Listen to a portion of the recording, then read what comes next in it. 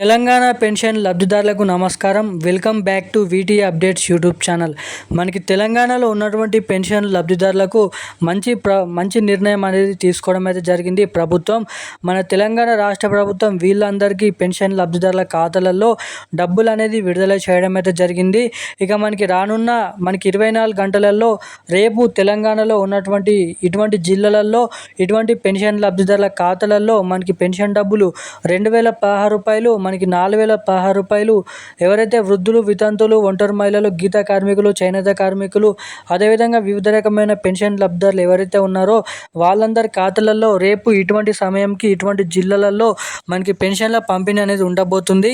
ఇక అదేవిధంగా మనకి కొత్త పెన్షన్ల కోసం చూస్తున్న వారు ఎవరైతే ఉన్నారో 6016 రూపాయలు, 4016 రూపాయల కోసం కొత్త పెన్షన్ల కోసం ఎవరైతే ఎదురు చూస్తున్నారో వాళ్ళందరికీ తెలంగాణ రాష్ట్ర ప్రభుత్వం గ్రీన్ సిగ్నల్ అనేది ఇవ్వడం అయితే జరిగింది. ఇక అదేవిధంగా అదిరిపోయే శుభవార్త కూడా చెప్పడం అయితే జరిగింది.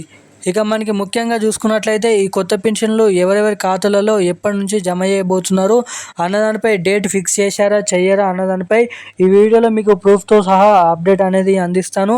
మనకి అదేవిధంగా ఎవరైతే రేషన్ కార్డులు ఉన్నాయో వాళ్ళందరికీ అదిరిపోయే శుభవార్త అనేది చెప్పుకోవచ్చు.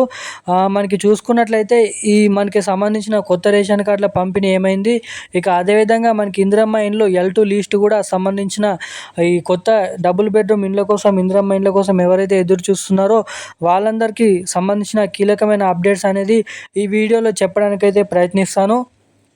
సో వీడియోని చూసిన ప్రతి ఒక్కరు ఈ వీడియోని అయితే వీలైనంత మందికైతే షేర్ చేయండి.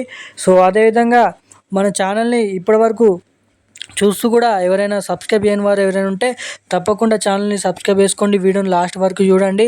ఇప్పటివరకు వీడియోని చూస్తూ కూడా వీడియోని లైక్ చేయకుండా ఛానల్ని సబ్స్క్రైబ్ చేయకుండా ఎవరైనా ఉంటే తప్పకుండా ఈ వీడియోని అయితే లైక్ చేసి మన ఛానల్ని అయితే సబ్స్క్రైబ్ చేసుకోండి.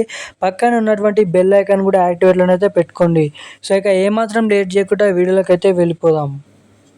ఇక తెలంగాణ రాష్ట్ర వ్యాప్తంగా పెన్షన్ల పంపిణీ అనేది కొనసాగించడం అయితే జరుగుతుంది.